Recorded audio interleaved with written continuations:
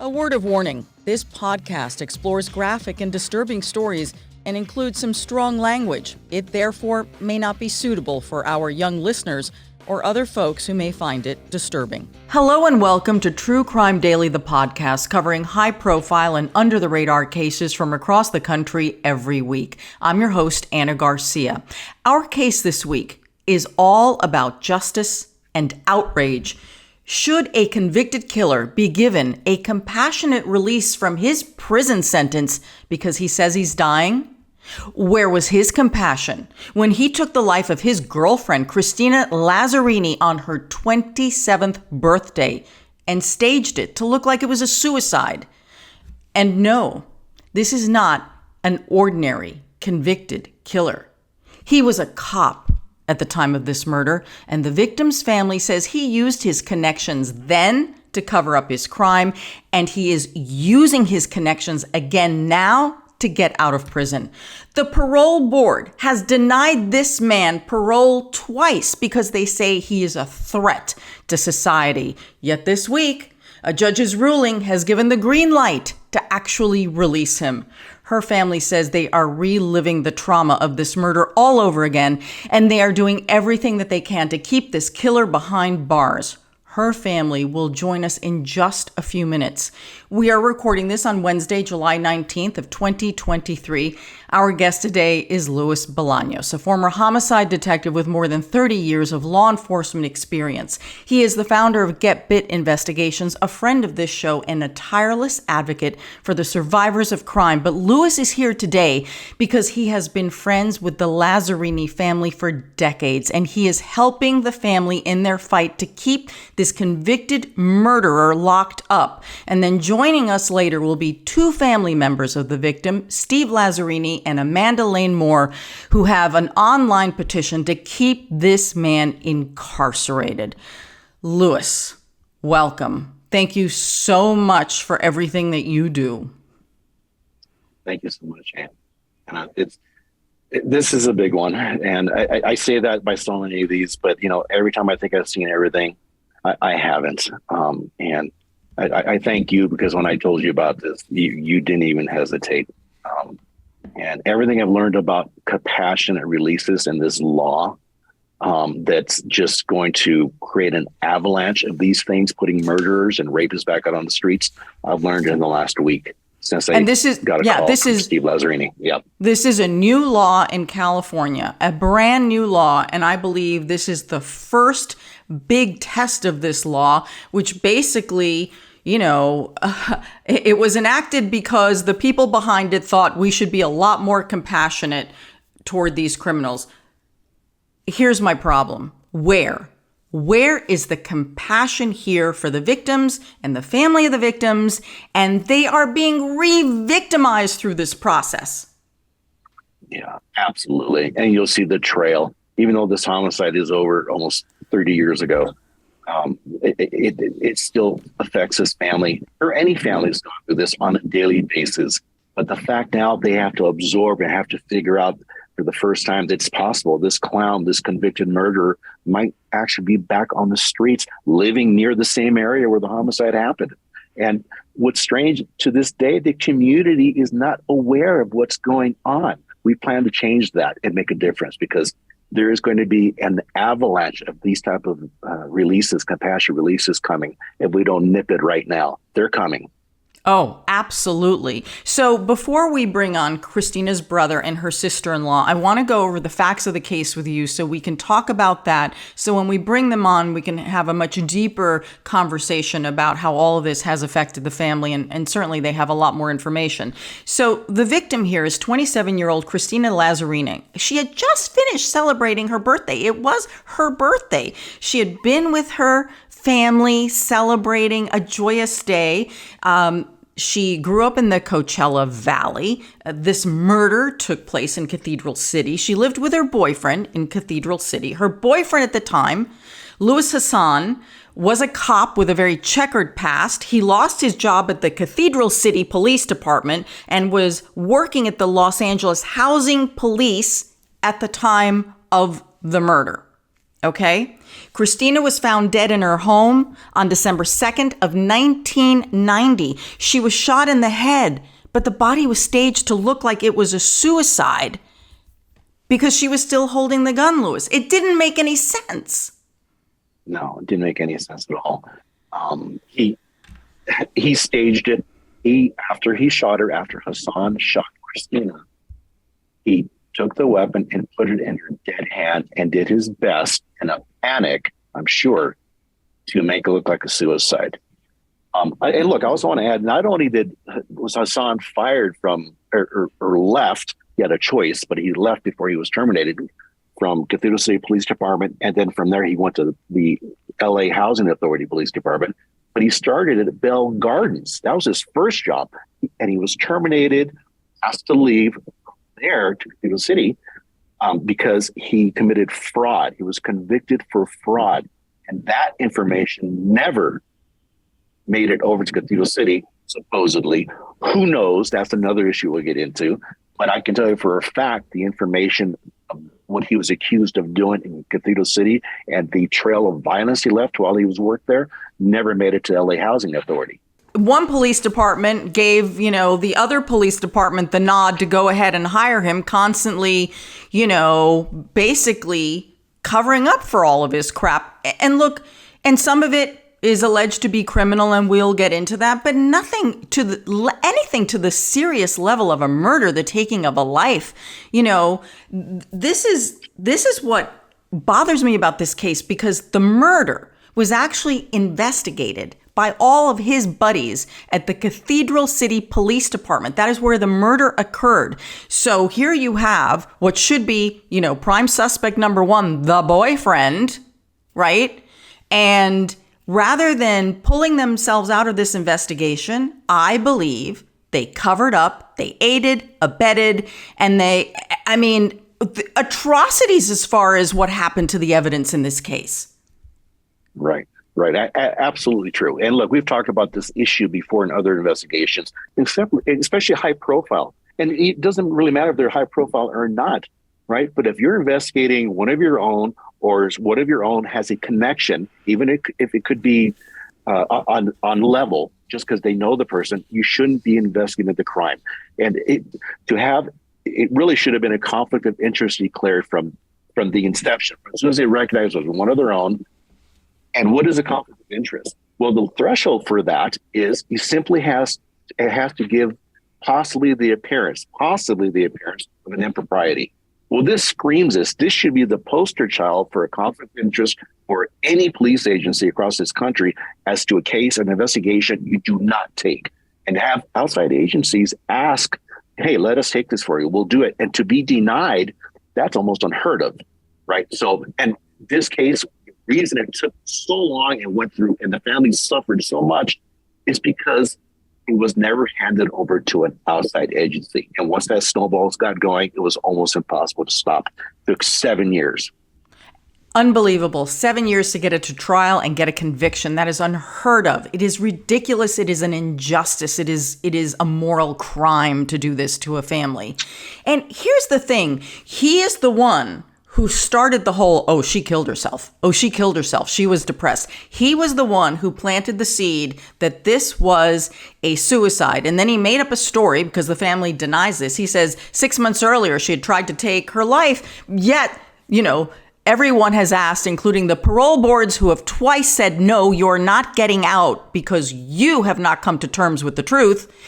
They're all like, well, how's it possible that you, if you were so concerned as a police officer, didn't even tell her family that she was potentially suicidal? Because she was not.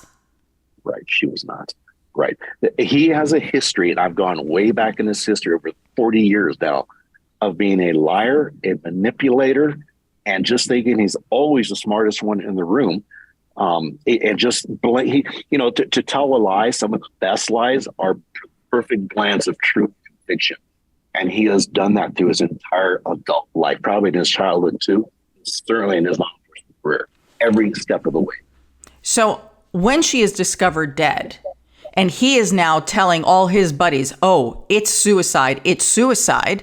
Remember, her hand was still holding the gun and it was placed on her. There's no way you could, and please forgive me not trying to be graphic here, that you could have such a traumatic gunshot to the brain and for everything in your body to not just go all over the place. It is physically impossible. You don't need to be an expert to know that. Correct. And in his panic to attempt to stage a suicide, he put the gun in her hand and made it look like it was she reached her against him. Yeah, because this is how we all do things, right? Right. Which is just ridiculous. Impossible. Doesn't make sense. But again, thinking he's the smartest person in the room, he's to try to set that up, and he messed up with that. And plus, the blood experts from every direction completely proved that there's no way. And of course, the autopsy, they could have happened that way. So I have personally spoken. They have reached out to me, two of the main investigators who were on scene the day of Christina's murder. And they told me that it didn't take them but a few minutes to figure out that this was not a suicide, absolutely a homicide. And they wanted to make an arrest that day. And having done my homework and research on this, they should have, but they were instructed not to arrest him. And to this day, they have trouble with that. There has to be a path for people in law enforcement, I say this all the time, to have a safe path when a supervisor tells you not to do something that you think might be criminal. But fear of career suicide is a big thing in law enforcement. It keeps people quiet. Especially in a small town. You know, these are not big communities that we're talking about. Now, again, to show you what level of favoritism he got here. So that night, his former partner, this is the night that they're still processing all the evidence in the crime scene. His former partner is the one who takes Hassan, the boyfriend, down to the station to check his hands for gun residue. They didn't do that at the scene. You're going to tell me that everything was kept clean from the moment that man left the scene till the time he got to the police department? Hell no. Yeah, absolutely. No. And it's so many things like that happen. They never secured the scene. The next day, and Amanda and Steve will tell you, Hassan moved the mattress where her dead body was laying, and they never found that again. The blood-stained mattress. So that's obvious that's missing. Who knows what else is missing that would have helped move this case forward had another department handle the investigation. So they created quite the mud pit for any investigator to come later and to try to figure out what happened. The truth here is that Christina was going to leave Hassan. She was done with him. He was much older than her. And she had bought a piece of property, a piece of land. She was going to build a house. She had told him, the family says she had told him that she was leaving. And so we think prosecutors believe that's what set off in motion a potential argument and maybe the motive here for killing her, according to investigators. Now, there were tons of issues, as we've just explained, with the case, with the integrity of the evidence. Hassan was charged, and then the charges are dropped, and then they're filed again. And it wasn't until 7 years after her murder that there's finally a conviction on October 2nd of 1997. She was murdered in 1990. What an injustice. But they finally get the guy, right? Finally done. A jury decides. They get there. Right? They finally get there. It was delayed, but they finally get there. Twice the parole board has ruled that Hassan is a threat to society and that he has not atoned or ever apologized. In fact, he still denies that he did it. His parole was denied in 2015 and in 2019. Okay? Now, he is 73 years old, and he claims that he is gravely ill and that he doesn't have long to live, and he has applied for compassionate release under a new law that has just taken effect in the state of California. This law does not favor victims. Who does this law favor? The killers. Makes me sick. It is disgusting. And I'm embarrassed that the type of work I do, that I've never had a reason to look into this. I can't believe this thing raised its ugly head. These exceptions have been served. I don't know the history of day one of it. I get there eventually. But like I told you earlier, everything I've learned about this compassionate release program, I've learned in the last week since I got a call from Steve on this. And it's just blows the mind that this is even possible. And like I said before, this is something we need, our community needs to nip in the bud right now, because there is an avalanche coming of these type of releases. Oh, it's coming. Yeah. The streets are going to be flooded with killers and rapists now. Absolutely. Now, there was a hearing this week. This is why we want to talk about this case. This week, there was a hearing, and the judge apparently has approved this release, kicked it back to the corrections department. And this, not only is that insane, listen to this. Here are the terms of his release. He, Hassan, a convicted killer, is going to be released into the custody of a former police officer buddy of his. That is horrible, Anna. That's absolutely true. And what this judge is focusing now, the two thresholds he's concerned about, number one is that he has a place to go, right? A place to go, and that will accept all the medical conditions, and that he's not a danger to the public. And the judge said he believes this man, Hassan, is not a danger to the public. And it blows my mind. Louis, as part of this new law in California, the reasoning behind the governor signing this thing and lawmakers passing it is they claim that the research is when you're so old and you're so sick, you are no longer a threat to society. When do we have those standards? When did this start? Right, that's crazy, right? It doesn't give any comfort to the victim's family that this guy or gal in the future, this person can end up getting up simply because they get old and sick. Well, if you can raise your hand up, you can shoot a gun.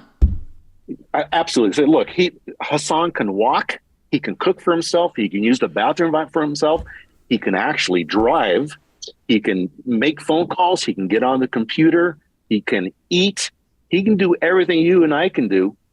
He just has allegedly this sickness, pulmonary fibrosis, and even that's been an issue trying to prove whether we have it or not. The only person that has made that diagnosis is the prison doctor, who's a GP.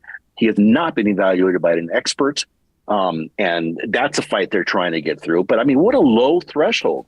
Of course, these convicted murders are going to be applying for partial release because the threshold is so easy. Absolutely. And the only thing, and I believe this to be accurate with the law, the people who are not eligible, the convicted murderers it's amazing they even drew a line here for anyone. If you are serving a life sentence or on death row, you will not be getting compassionate release. But if parole was part of your sentence that you might be, lots of people have parole, and year after year, the parole board in California, when they're paying attention, will be like, no, you are not getting out. Right, so the parole board has said no. But now with this new law, it's like, yeah, buddy, go ahead. You know what? Go stay at your friend's house, get the recliner on, turn the TV on, enjoy your last few days of life. Really? Yeah. And the parole board they're interesting, as you and I know, because we've talked about them on some other shows. Regarding this issue. They're always, it depends which way the wind's blowing. But I read the minutes on this case. The parole board is actually recommending a passionate release for this clown, which goes against everything they've said for the last two parole hearings. Why is that? Right? I don't know. What made them flip? Right? And this judge, Helio Hernandez, who is trying this case and making a decision, he actually said he thinks one of the reasons the parole board or the prison is recommending this compassionate release, he said it's either possibly they're trying to save money or they're actually very compassionate. That's what he said on record. So, he even thinks that it may be a money saver for him. Is this really what this is about? Saving money for the correctional business, right? It's phenomenal. Look, I can understand a non-violent offense. I can understand drugs. I can understand other crimes. But violent offenses like sexual assault and murder, I do not understand. I'm sorry. The level of compassion stops right there. Done. Now joining us are Christina's brother, Steve, and sister-in-law, Amanda. Now, I want to prepare all of you for the heartache and the loss that this family has suffered and endured with the murder of Christina. This murder, this pain was too great for her mother, Marilyn, and too great for her brother, John. And they have departed this world to join Christina in heaven because the pain was too much. So you need to really understand when you hear from Steve and you hear from Amanda, all of that pain, which has never left, is being all brought up all over again, and they're being re-victimized here. How much more must this family lose? I am so sorry, Steve and Amanda, for your loss, all of your losses, and for your trauma. And I thank you for coming on this program. I know you are very close friends with Louis, and I'm just so sorry. I'm so sorry about this. Thank you, Anna. Appreciate it. Steve, how did you find out that this man was about to be released? How did you find out? Probably a little too late, because they do not, with this law, give you any time. They got 10 days to process this, and we're all supposed to be notified, including the former prosecutor, anybody that had their wishes wanted, former law enforcement, all the family members and all that. They notified none of us. They sent a email to my dad, who in turn called me and said, "What's going on here? I don't understand this." And my dad's 82, and it's kind of crazy that they're going to let a convicted killer out in 10 days, basically, and nobody knows about it. Unbelievable. Amanda, you have started a petition, which I signed last night, and we are going to include a link to that on our YouTube page. Amanda, I was reading the comments on the petition. Everyone who is signing this is mortified that this man is going to be released. Yeah, it's insane that they're allowing any of this to go on. And it's not just our family. It's many families that are going through it. And as Steve just said, not only the DA of Riverside County knew about this, so none of us had any warning and no time to prepare for it at all. So, Steve, how do you feel about this? I feel the system's this law is really broken, and hopefully we can fix this for our family, but we're going to keep fighting this and go all the way to Sacramento. I'm not stopping. Nobody should have to endure what we've endured. This case is kind of high profile because of the corruption in police departments and corruption in this man's life that took my sister's life, from the day he was in the military to all the different police departments that he went to and were corrupt, that just kept passing him along. And people like this should not even be thought about getting out of prison. And now he's going to live his life free with a former officer who has weapons. And the judge kind of just said, "Hey, okay, you just account for him and lock him up." How does that work? And it's just amazing that this could happen in our time. It's just nuts. This is not justice, Louis. No, it's not justice. I know sometimes justice takes a while to come around. And hopefully we can get this going in the right direction. I do want to focus on Christina's murder and some of the details now that we have Steve and Amanda, because I think this all goes toward truly understanding how violent and vicious and calculating this man is, because it all goes toward the person, right? The convicted killer here. So, Steve, this was your sister's birthday. We really need to set the scene here. And she's enjoying turning 27, moving on with her life. She had dinner with family. And so she went home. And you believe, Steve, you said that you believe it was about an hour, maybe, that you believe Hassan had to kill her. What do you think happened? Well, it's not what I think happened. It's what I kind of know happened because I lived it. And it's been proven also in court of law, but he had forgotten her birthday. My sister, we had a lovely party. She went home. She was putting her stuff away, opened a bottle of wine. Doesn't sound like somebody that's going to commit suicide. Was cooking in her crock pot, had something going, planning for the next day because she was leaving. She bought a piece of property. I had done house plans for her. He was a builder, and basically was done with this whole situation with this guy of the past years that she's lived with him and endured his domestic violence, which she kept hidden from us. And that happened, and it came out after. And she was ready to move on. And he came in.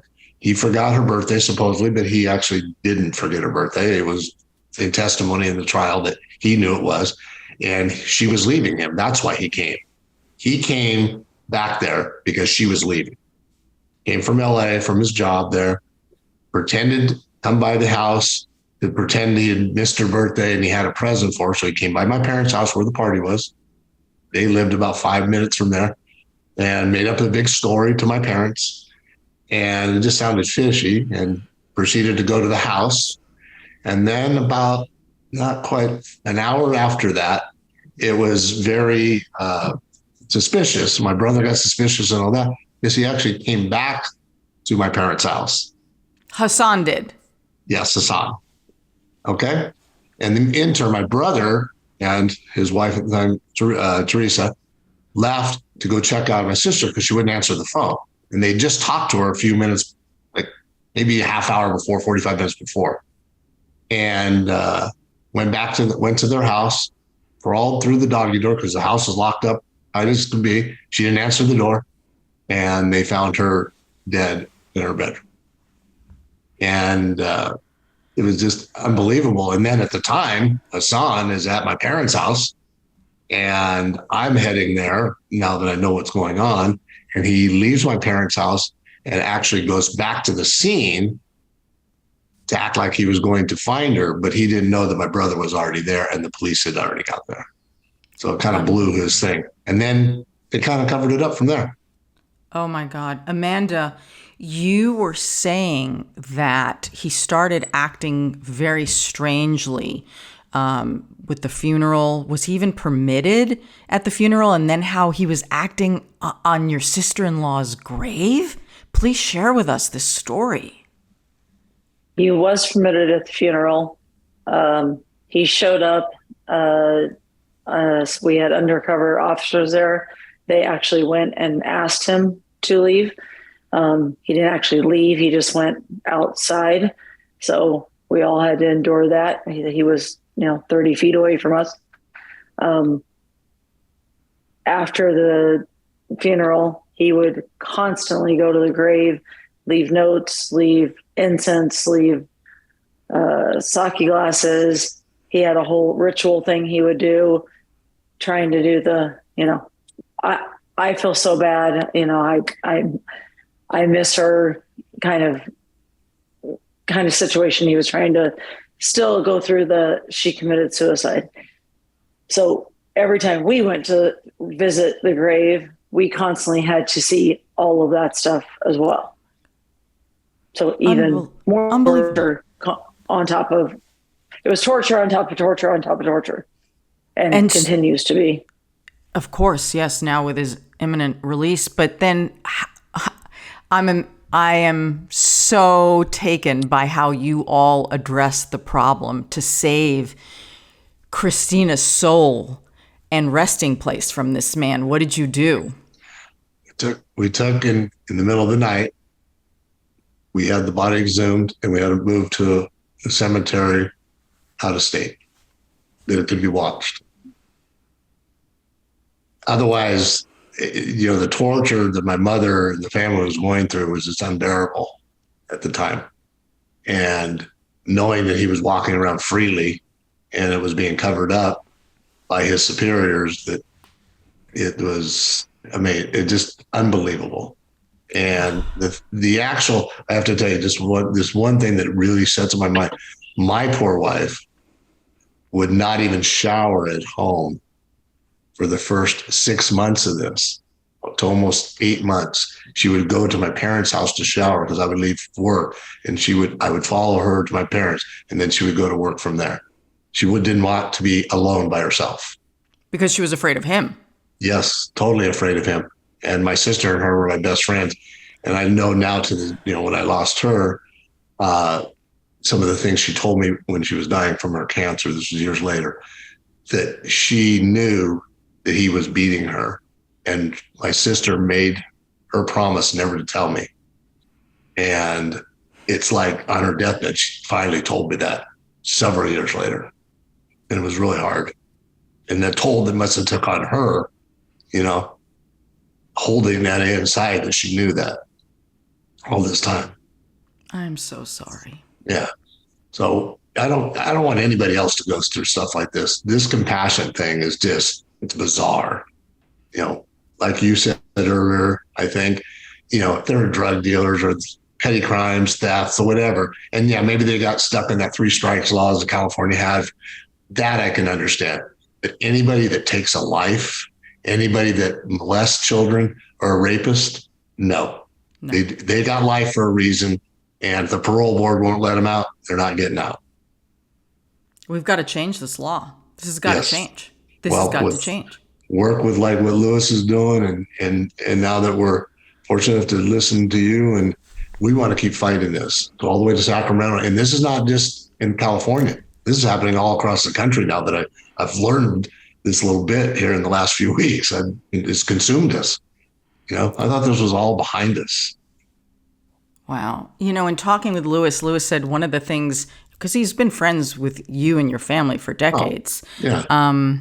He said many things bother you, Lewis, and I don't want to speak for you, but it's the way you said it. You said, they had to prepare during the trial and then for the impact statement portion of sentencing. And he says, and here they are having to write another victim impact statement all over again from a different perspective, still in pain, but now because the guy's about to get out. Lewis, this is ridiculous.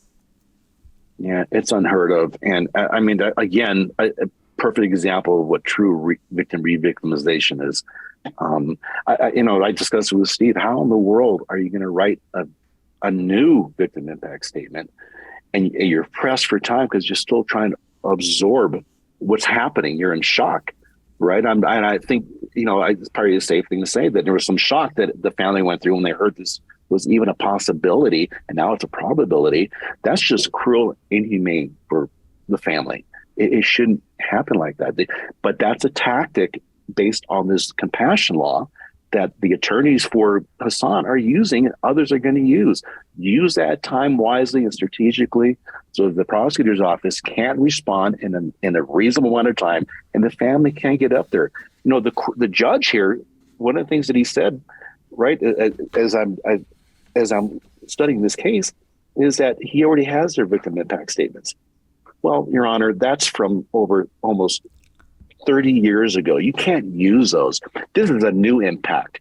They're being re-victimized. You need to hear and see what they're going through right now, things that I've heard, and not ignore them and just kind of kiss it off that you've read the past ones. I don't need to go through that again. He did allow someone to speak, but every single family member that has been suffering from this for the last 2 years since Christina's murder should have the opportunity to stand in front of the judge in that courtroom and speak their piece. That's a very reasonable request. That comes before compassion for the convicted murderer. And that's not what's happening in this case and many others. And more of these are coming. What about the lasting impact of this crime, Christina's murder, that her mother and her other brother have left this planet to join her in heaven? What about that impact? I don't think anybody realizes that impact until you live it. My poor mother endured not only my brother committing suicide, he found her. He saw what happened. And for him to go through, I don't think he got enough help. And, he had his issues with this and never got enough help. And then for my mother to go through both of them. And then finally it just took a toll on her. She couldn't handle it anymore. It's just, that's what I don't think anybody understands with this. And now we're all being re-victimized because we have to not only live their 2 deaths, but my sister's death, plus also our safety. This man has threatened us. He threatened us before he went to trial. He's threatened other officials. He's threatened law enforcement that he will get even. Now, if this compassion law is his way out, he has nothing to live for. What do you think he's going to do? he's going to come out and get even because he doesn't believe he did this, and we put him all in jail when he put himself in jail by the crime that he committed. He's been doing this his whole life. And to that point, I think Steve's got a great point there, and I absolutely agree. You know, hypothetically, let's say that he is sick and his time to live on this planet is shortened. Hypothetically, he gets released, he's going to be even more dangerous to the community. I have had in the last week, city officials, people within the department where Hassan worked, other people that have retired in the law enforcement community tell me that they fear for their safety. And this is a topic they're not just thinking about now. They've thought this the entire time after he was incarcerated, that if this clown ever gets out, we're going to have to do something drastic. And some of these families already have plans in place before they even heard of the compassionate release. You know, so Steve describing, you know, his mom and brother being victims of this also, people being terrified if this clown might ever get out, and now it's actually possibly going to happen. These are things the judge needs to hear in victim impact statements. And they just don't have the opportunity to do that because of the forced condensed time to address this. It's terrifying and it's wrong. It needs to be tuned up. This law, I get it, I think, right? The intent of it, but I can't see this being the intent. You know, you hear this all the time. This judge certainly doesn't want this clown living next to him. No, nobody wants this guy, you know, next to him. Nobody wants him. Nobody wants him out. He wants out. And it just bugs me to no end that somehow the judge has signed off on this ridiculous, stupid scheme to go and stay in a home of a retired cop that somehow that man we are entrusting with all of society's safety. Who the hell is this guy? And this retired cop, his name is Richard Mosley, who retired from the Casino City Police Department. Hassan brought him into the department as an explorer. How is it possible we don't have the resources to solve crimes, you know, help victims in real time, right? We can't get cases in front of assistant DAs because they're so overwhelmed. But somehow there is time in the system to go check some man's house to see if we can get a convicted killer out and be real comfortable on the sofa. How's that possible? How's that possible? Amazing. It really is. The injustice here is amazing. Amanda, you wanted to say something. Well, and Richard Mosley at this last hearing actually said he feels indebted to Hassan, and that alone frightens all of us, because if he's indebted to him, what would he do for him? So that's a whole nother can of worms that we're now having to worry about. It's not just Hassan being out, but who does he have that still will protect him, will do things for him, will follow his lead, and follow out some of the threats he's done for the family, other law enforcement. As Lewis knows, there's a long list of people that have been threatened. So that's a whole nother issue that the judge didn't look at either. Look, this is not a good guy, right? There's no question about it. I mean, I did read in the parole hearings about, you know, he works somewhere in the prison. Okay, that's fine. Good for you. Do something while you're there. But Wish my sister could have still been working. Right. And my brother and my mom. Yeah. Wouldn't that be nice? A little compassion there. There. I want to talk to you, Amanda. I mean, there's so many things we could talk about his past, but I think we have a pretty good picture of who this person is. I think we have a pretty good picture here. Amanda, so you've started this petition, and I've read the comments on the petition. And what is your hope? What are you trying to do with this petition? Who do you want? How many signatures do you need? Who do you want to get this in front of? Everyone. As Steve said, we won't stop. We're pretty tenacious people, so we're not going to stop at all. But no matter what happens with our case, no one should have to go through what we're going through. We can only do what we can do about Hassan and this situation, but getting this law changed to where no violent criminal could ever be out like they're trying to have him out. So how many signatures? as many as we can possibly get, millions. If I had my way, I think all of us have shared it on everything we possibly can. What I don't understand is, because this is outrageous. I know our community, our crime family, as I call them, these are the reasons people listen and watch this podcast, because it's like a call to action. I believe that there is strength in numbers. People they may criticize people and say, oh, you just left a comment of outrage. How is that participating? You'd be surprised. I always say, gather all the voices together, they get stronger and louder, all of them.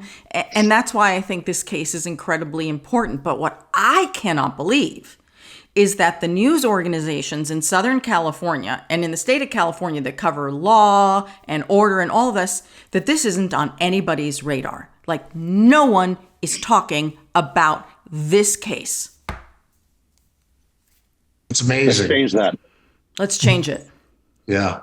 Let's make a difference. Yeah. Sorry. I'm so grateful for you being here. I know that you have a very long relationship with Lewis, and I appreciate that, because, to open yourself up to have a conversation about things that are so uncomfortable and so painful with a stranger, I'm very appreciative of you taking the time and opening up your hearts to us. What last words do you want to have for us? Well, first I want to thank you. And I think that we really need to work together in numbers. I think every bit of this, reliving it, like going through all those boxes, looking at this information, and now even more so understanding how bad it was. We can't let this happen again. I don't want this to happen to any other families. This is and it's not only affecting us right now, it's affecting my nieces and nephews, okay? My brother's kids, Amanda's children. They now are in harm's way of this clown, as Luis was calling. I think if we can put together a good system, prove all the things, and show how flawed part of this law is. Now, I'm not saying it's totally bad, but part of it, and stop there and correct that. If the legislature in California can do that, and the rest of the places around the country that this is happening also, same way, maybe not as profile as this, but same way, I think we can make a difference. If we can do that, and we can help other victims' families and their young ones, and you know what? I've done my sister and my brother and my mom justice. Amen. Amanda, anything you want to add? Oh, Steve just about summed it up. It's unreal that this law exists the way it does without lawmakers looking at it and thinking forward to situations like this. There's many murderers, rapists, child molesters in the prison system. I don't care how old they are. I don't care how sick they are. They can die there. They shouldn't have the right. Their rights were taken from them for a reason, either by a jury or a judge. It was taken from them. They shouldn't get it back because of their age, which was one of the compassion release law things, their age or any medical reasons that they have. They can go to a state hospital and live their life out there. Right. Aren't there prison facilities, like prison hospitals, Lewis? There are prison facilities and hospitals. Absolutely. And that's the way it used to be.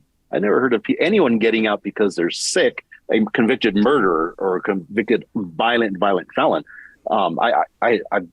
Yeah, there are those facilities. And so why let this person go home to be with his family, with his friend, and eat these incredible meals and watch movies, HBO, Showtime, and order pizza. I mean, everything that comes with being free, they are freeing him. Let's be straight with that. I don't get it. He's going to have computer access, right? They've given no comfort to the family on how he's going to be restricted. Again, they don't even know he's going to be on parole, if he's going to have an ankle bracelet on. I mean, so far it's leaning that he's not. It's really simply going to be that he's going to be in custody of Richard Mosley. And very close to the family members. Right, and close to your family, because he's going to come back to the Coachella Valley. Yeah, that's what's scary too. I mean, literally, that is just the last thing that I'd ever thought would happen in my life. And for basically, they're just saying, well, he did what he did back then, and it really doesn't matter. He can get out because he's old and sick. It's kind of just in a nutshell. It's kind of harsh to hear that. It is. It is harsh. But that's kind of what this legislation is doing. And without fixing this legislation for that reason, there was a reason, like you said earlier, and I remember you said something that they drew a little line in the sand with death row guys. Well, he's no different. I'm sorry. Just because the sentencing at that time of his crime was what they could do. Okay. Because we didn't have death sentence back then, if I recall right. So they couldn't give him that, So it's like, and him being a police officer is by far the worst, because he knows better and he knows how to get around the system, and he's doing it right now today. He really is. Well, I really want to thank you, Steve and Amanda, and again, my condolences for everything, for all of your losses. And this is horrific. And let's get that petition signed and let's scream. Let's just scream at the top of our lungs. All the way to Sacramento. You got it. Right. And across the rest of the nation. That's right. Wow, Louis,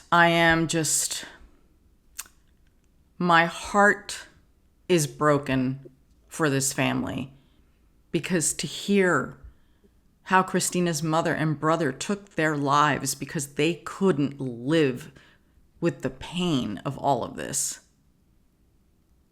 How much more does this family have to pay? I don't know, Anna, but I kind of feel that it's going to get even more difficult before it gets better. If it gets better, we're going to continue the fight and see if we can change this law. And I still think there's hope that we may be able to possibly keep Hassan from being freed. Right now, we're awaiting the judge's orders, 30 days as of 2 days ago, for the Department of Corrections to take all the medical equipment necessary and supplies to Richard Mosley's home so they can prepare to accept him. I read that as part of this law, the courts will have 45 days after the compassionate release application is triggered. So that's not a very long time. And what you're saying now, we're in an even shorter window. The fact that people were not permitted to attend this hearing because they didn't know about it. Plus, you don't give the family time to react, mobilize, get picketers out there, right? You've got to give people an opportunity to react to this.